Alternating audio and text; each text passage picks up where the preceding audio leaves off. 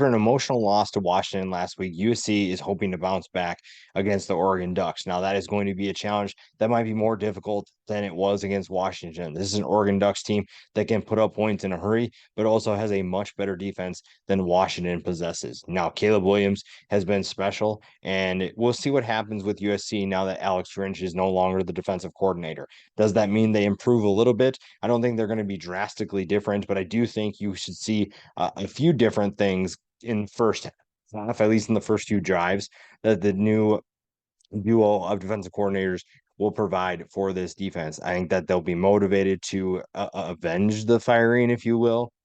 This defense has struggled all year, but I think that there are some things they have up their sleeve that could make life interesting. And if you're able to steal a possession or two from Oregon, if you're able to turn the ball over, now you're going to have to do it against one of the best quarterbacks in terms of keeping the ball in good hands in Bo Nix. But if you're able to create some turnovers, get some stops, 3-and-outs, then maybe you give your offense more time to create. Caleb Williams will have to once again be a magician.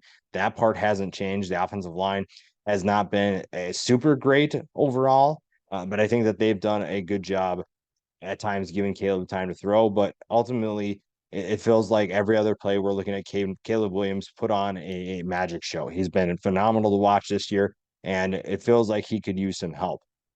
That's going to be tough against a front seven in Oregon that is very disruptive. They do create a lot of havoc. They are able to be disruptive, create tackles for loss, sacks, and they've done that against a lot of good teams. When you look at what they've done over the last few weeks, it's been really exciting. Ever since they lost to Washington, they've been kind of on a revenge tour, a revenge mission to get back to the Pac-12 championship game, and they're most likely going to face Washington, barring some unforeseen loss. I think that you're looking at a team that is very much focused on what they're trying to do. They're trying to get back to the Pac-12 championship. They're trying to get to the college football playoff. And right now, there's not a lot of teams that can do anything to them. The only thing that USC has going for them is that their offense can score. It doesn't matter who they faced. It doesn't matter what defense is in their way. They can put up points. And Oregon's a much better defense than they've probably seen. Utah's probably the only comparable one that they've seen that has given them trouble. But I still think, I mean, USC still put up 32 points against Utah's defense. And that's Utah defense that's been very good over the course of the season without many of their starters. Now, Oregon is in that same category of they've been very good. They've been healthier than Utah has. So that's definitely something to keep an eye on. The ability to keep Caleb Williams clean and keeping him upright will be the biggest thing. But Oregon's offense can do some damage as well. Bucky Irving's been one of the best running backs in college football. Bo Nix has been one of the best quarterbacks in college football. This offense is humming, and the defense has done its part as well. The matchups are endless in this game. You look at the number of explosive weapons that USC possesses on offense.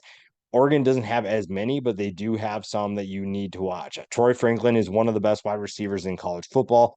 Probably a guy that's not getting as much love as he deserves. He's played in a couple of big games now, and he's played really well. He gets another opportunity to showcase that, and I think that he could have a huge game for the Ducks here. This is their first game since 2020, which is really surprising. I didn't expect it to be that long, and I also was reminded of the beauty that was the 2012 game in which Kenyon Barner had a monster record-breaking performance. But I don't think it's going to be the same as that game, but I do think that points are going to be scored.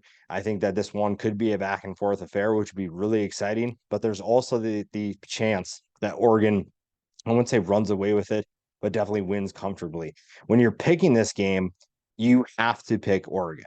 Yes, you don't have to, but if you're smart and you've watched the season so far, you know that Oregon is the better team. You know that this game should go in Oregon's favor. The only thing that would counter that is if Caleb Williams in this offense score in addition to this defense somehow showing something different, somehow getting the ball back to their offense and giving them more opportunities. Or Caleb Williams can put the ball in good hands. He can put the ball down the field, and I think that you might see a few things that Oregon has not seen yet. And you got to do something different.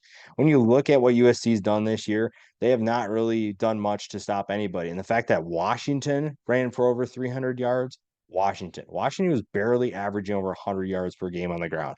The fact that they were able to run for over 300 yards says a lot about the struggles of USC. Now, again, the talent level hasn't changed. The only thing that's changed with USC's defense is the guy calling the plays. So maybe it's enough, maybe it's not, but I do think you're going to see something different. They will change some things up, and these guys will be motivated to play. They will be motivated to play in a big game against an Oregon team that they are more than happy to ruin their playoff hopes, to ruin their Pac-12 championship hopes. Nothing would make them happier than to go on after losing your defensive coordinator and slow down an Oregon team that's on a mission. Now, Caleb Williams versus Bo Nix, an underrated matchup to watch as well. But I think right now, Bo Nix is making smart decisions. He has the more consistent offense. He has the way more consistent defense. And Oregon, to me, has enough firepower to handle Caleb Williams on defense, and they will be able to put up enough points that USC won't be able to catch up.